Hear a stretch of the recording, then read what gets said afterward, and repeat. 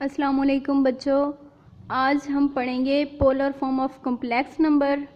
x is equal to r cos theta, y is equal to r sine theta, r is equal to x square plus y square under root theta is equal to tan inverse y over x, z is equal to r cos theta plus iota r sine theta.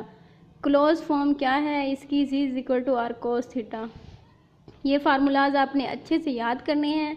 अब हम किसी भी complex number की polar form find करने की एक example करने लगे हैं। एग्जांपल में हमारे पास z गिवन है, z is equal to under root 3 plus iota, x is equal to under root 3, y is equal to 1, r is equal to x square plus y square.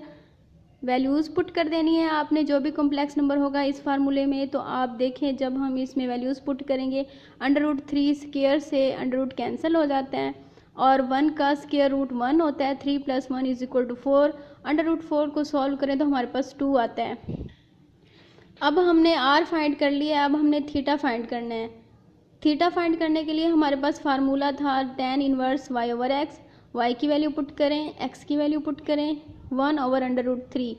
ये हमारे पास थीटा इज इक्वल टू होता है π/6। tan inverse 1 over under root 3, अगर आप trigonometric table में इसकी radian form में वैल्यू देखें तो वो π/6 है। डिग्री फॉर्म में आपके पास 30 डिग्री है।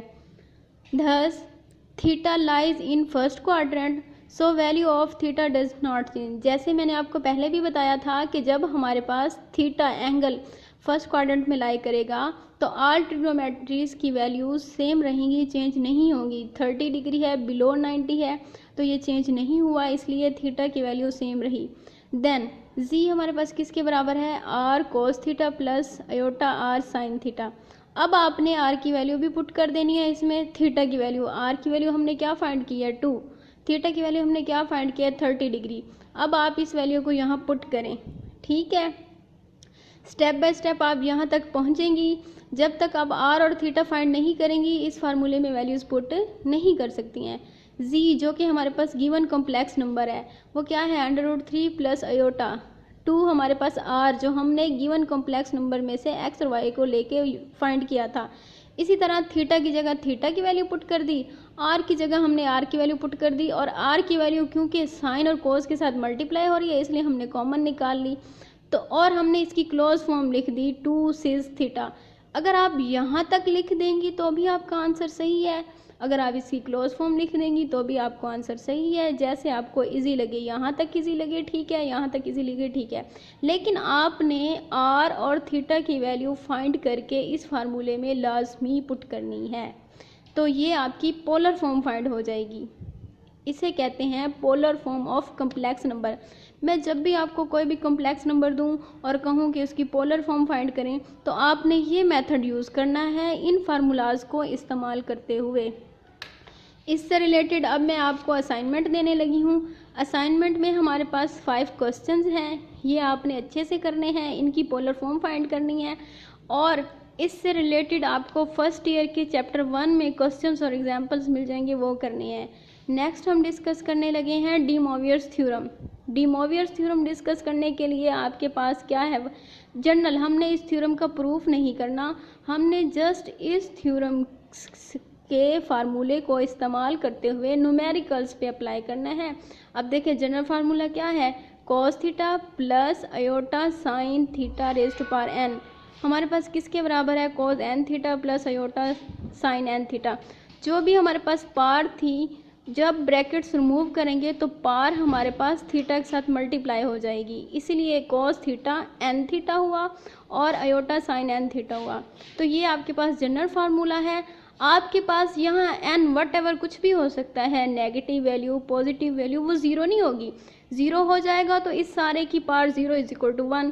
1 के अलावा नेगेटिव पॉजिटिव कुछ भी वैल्यू हो सकती है। आपने जब ब्रैकेट्स रिमूव करनी है एन की वैल्यू को थीटा से मल्टीप्लाई करके इस तरह से लिख देना है।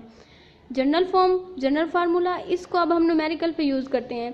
फॉर एग्जांपल जैसे हमारे पास z square is equal to under root 3 plus iota raise to power square. अब आपने सबसे पहले जब डी मोवियर्स की बात होती है तो पहले आपने पोलर फॉर्म फाइंड करनी होती है, एंड में आपने उसकी पार लेनी होती है। अब सबसे पहले हम इसकी पार को इग्नोर कर देते हैं, लेट कर लेते हैं। जी किसके बराबर है? Under root 3 plus iota. जब पावर को रिमूव कर दिया तो इस सिंपल फॉर्म में आ गया। सिंपल फॉर्म में सबसे पहले हम इसकी पोलर फॉर्म फाइंड करेंगे, यानी क्या फाइंड करेंगे, z r cos theta plus iota r sine theta. आपने पोलर फॉर्म फाइंड कर ली। ये पिछला ही क्वेश्चन है जो मैंने आपको समझाया है, इसकी पोलर फॉर्म आप देखें वो आपके पास क्या है, वो आपने फाइंड की हुई है, वो ये है। ठीक है बेटा, देखें आपने इस क्वेश्चन की पहले पोलर फॉर्म देख ली, फाइंड कर ली, मैंने उसी की हेल्प ले ली ताकि आपको इजीली समझ आ जाए। अब हमने पोलर फॉर्म तो फाइंड कर ली है, अब पोलर फॉर्म की हमने पार लेनी थी ना। देखो यहाँ 2 है, यहाँ 2 भी हो सकता है, 1/2 भी हो सकता है, 3/2 कुछ भी वैल्यू हो सकती है, नेगेटिव भी हो सकती है। हमने उसी तरह से पार ले ली। क्या बताया था जनरल फार्मूले में कि जो पार होती है n वो हमारे पास थीटा से मल्टीप्लाई होता है। देखो अब जैसे ब्रैकेट रिमूव होगी 2 हमारे पास थीटा की वैल्यू से मल्टीप्लाई हो जाएगा, यानी 30 डिग्री। अब 2 किससे मल्टीप्लाई हो रहा है, थीटा से। इसी तरह कॉस के साथ भी, साइन के साथ भी। तो क्या हो जाएगा, z square is equal to 2 cos 60 degree plus iota sine 60 degree. तो ये आपके पास क्या हो जाएगी, ये डी मोवियर्स थ्योरम हो जाता है। डी मोवियर्स थ्योरम अप्लाई करने के लिए सबसे पहले आपको पोलर फॉर्म फाइंड करनी पड़ेगी।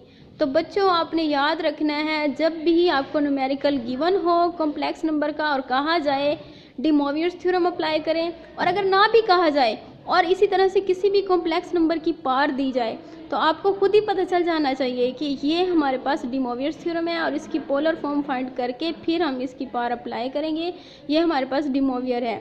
हिंट है, किसी भी कॉम्प्लेक्स नंबर की जो पार होती है वो आपके पास हिंट होता है कि आपने यहाँ पर डी मोवियर थ्योरम अप्लाई करना है। मैं फिर से बता रही हूँ, हमने डी मोवियर्स थ्योरम्स का जनरल प्रूफ नहीं करना, सिर्फ और सिर्फ हमने क्या करना है, न्यूमेरिकल पे अप्लाई करना है। तो आपने इसी तरह से इसको सॉल्व आउट कर लेना है। अब इससे रिलेटेड असाइनमेंट आपकी क्या है, वो बच्चों आपकी ये है।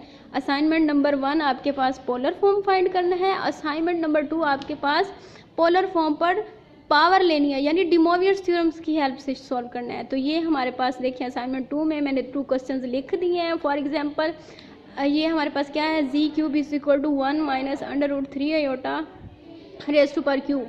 अब आपने इस क्वेश्चन को करने के लिए सबसे पहले 3 को इग्नोर कर देना है, सिर्फ z is equal to 1 minus √3 iota को पोलर फॉर्म में फाइंड करना है।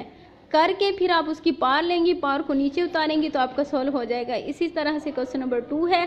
देखें अभी मैंने कहा था पार कुछ भी हो सकती है, यहाँ 3 थी, यहाँ 1/2 आ रही है, कहीं नेगेटिव भी हो सकती है। इस चीज़ से आपने परेशान नहीं होना, ठीक है। 0 नहीं लेनी पार, 0 कभी हो ही नहीं सकती। उसकी वजह मैंने आपको बता दी है, क्योंकि किसी भी नंबर की पार 0 हो जाए तो आंसर 1 हो जाता है। फिर तो हम ना कॉम्प्लेक्स नंबर फाइंड कर सकते हैं, ना पोलर फॉर्म फाइंड कर सकते हैं, और ना ही हम डी मोवियर्स अप्लाई कर सकते हैं। क्लियर। इसी तरह से आप इससे related question exercise 1.3 related examples in first year text book, और इसकी एग्जांपल्स और इसके क्वेश्चंस आपने करने हैं, वो ये दोनों आपकी असाइनमेंट हैं। सब बच्चे असाइनमेंट बना के PDF बना के मुझे सेंड करेंगे, मैं चेक करूँगी और आपको बता दूँगी। क्लियर हो गया। हमारा ये टॉपिक इतना ही करना है कि हमें पोलर फॉर्म फाइंड करनी आनी चाहिए, और साथ साथ हमें डी मोवियर थ्योरम अप्लाई करना आना चाहिए। किसी बात की समझ ना आए तो आपने पूछ लेना है, लेकिन आपने वीडियो को बार बार सुनना है, तरतीब से इसी सीक्वेंस से चलना है, आपको समझ आ जाएगी। Thank you so much.